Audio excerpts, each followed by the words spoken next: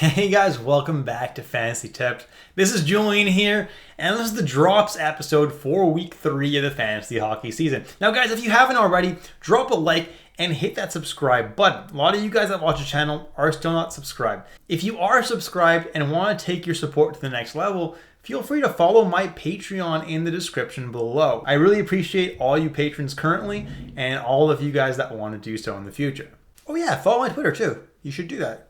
X, Twitter, whatever the hell they call it these days. It's something you should follow because I'm tweeting lines sometimes and some helpful tips. So I definitely recommend you guys follow me there.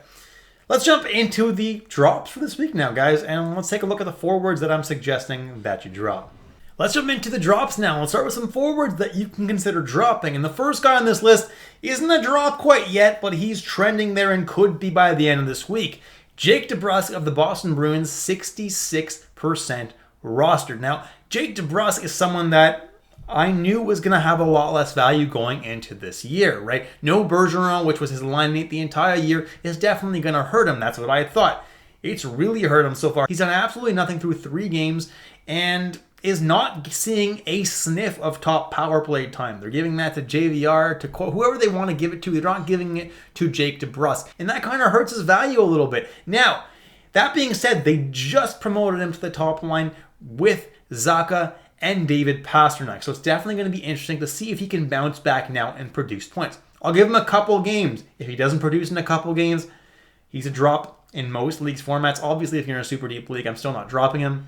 But if you're in a shallower league, he's definitely droppable. Jordan Eberle hasn't done a whole lot of anything either, much like the rest of the Seattle offense. He's playing on the top line with Beniers and McCann, but both those guys were on my drops video last week. If you want to check out my drops video last week, check it out right up there, guys. I didn't repeat anybody from last week, so you guys can go and check out what guys I thought were drops last week, and most of them still are definitely accurate. Jordan Eberle, though, is just someone that was rostered in too many leagues to start off the year, guys. It just didn't make sense how many leagues he was owned in.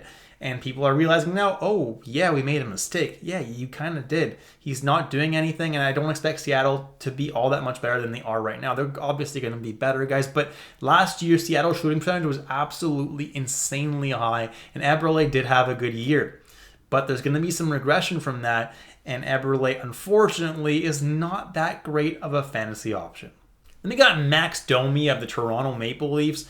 And I know some of you might be scared to drop him and whatnot, but guys, he's a free agent in literally all my leagues, and no one's touched him. He's not even playing in the top 6 in Toronto anymore. He's playing on the 3rd line, and that's not somewhere that has any value in Toronto, guys. Drop him. You will be happy you did. Adam Fantilli is someone you should be looking at as well. He was drafted in way too many leagues. He should not be owned in 40% of leagues. He's playing on the 2nd line with Patrick Laine, and there's definitely a good opportunity there. But as of yet, he hasn't done a whole lot. And Adam Fantilli is a great option in dynasty leagues and stuff like that, but as long as he's not producing, he shouldn't be owned. Connor Brown is the last guy I have on this list, and to me, Connor Brown is a drop. He's not playing on the top line with McDavid anymore. They even got Draisaitl up there right now, and Connor Brown down to the 3rd line. And as long as he's not a top 6 player in Edmonton, he doesn't have any value at all. So Connor Brown is a drop. Taking a look at defensemen now, and first on the list is Hampus Lindholm of the Boston Bruins. And contrary to what I believe is going to happen this year, Boston has been fantastic. But Hampus Lindholm hasn't done a whole lot of anything. He's not seeing top power play time. That's going to McAvoy, much like I projected. And Hampus Lindholm hasn't gotten a point, and his peripherals are okay at best. He should not be owned in 89% of leagues. Definitely can be dropped in these shallower leagues. If you're in a super deep league, you still might want to hang on to him, but my hopes for him were never very high going into this season. Next, I have Tyson Barrie of the Nashville Predators, 86% rostered, and he's not getting top power play time anymore, guys, so he really has next to no value. He might still get a point every couple of games or so like he did in Nashville last year, so he's definitely rosterable in very deep leagues.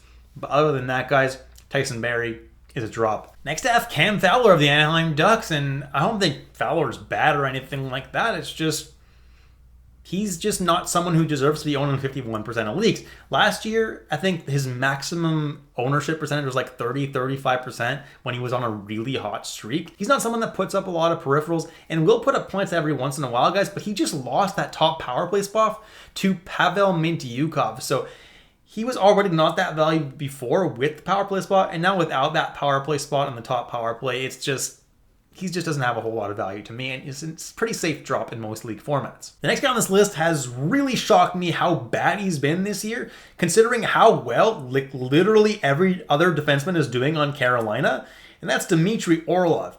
Now, all the other 5 defensemen on Carolina are producing. They're putting up points even if they're not playing power play time. He's actually getting second power play time and has only put up 1 assist through 5 games and is a -10. That's crazy to me on Carolina on top of that. Orlov is a drop for me right now. Maybe he'll turn things around later, but as of right now, he should not be on your fantasy team. And finally, Jonas Siegenthaler was mass added after New Jersey's first game because he scored 3 points. That's not a normal thing for Jonas Siegenthaler. He's not an offensive-minded defenseman, and he doesn't get power play time, and he should not be on your fantasy team unless you want him just for peripherals, and even then, he doesn't put up all that many peripherals. As for goalies, Antti Ranta and Peter Kochetkov are the first 2 guys on the list. Now, Frederik Andersen, when I'm recording this, is still injured, but it doesn't seem like it's anything too serious. So Antti Ranta got the start and then proceeded to be pulled because he played so poorly. That's 2 poor performances from him now, and was replaced by Peter Kochetkov. Now, you can have Kochetkov because he's probably going to start next game if Andersen's not ready.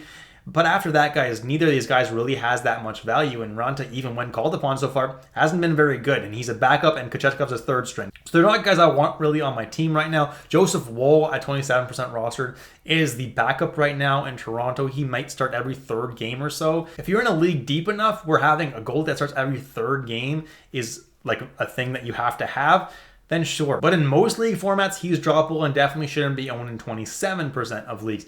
Phoenix Copley is someone that I'm looking to drop as well. Now, Talbot started 3 out of 4 games and played pretty well in those 3 starts. Copley had only 1 start so far and played very, very poorly. Now, if you're in a deep league, I'm not dropping Copley just yet because he might get another start and could do really well. If he does, he probably goes back to splitting 50-50 with the Los Angeles Kings. I'm in a league that has really deep on goalies, and I do still have Copley and Talbot, so I'm not dropping Copley just yet. And finally, Semyon Varlamov is the last guy that I would drop here because why is he owning over 10% of leagues? It doesn't make any sense at all. He is the backup to Sorokin and probably won't start any more than the back-to-back games this year. And that's it, guys. Thank you so much for watching all the way through. If you did enjoy the content today, drop a like and hit that subscribe button if you haven't already. Thanks so much for watching this channel and supporting it, and I'll catch you in the next episode of Fantasy Tipped.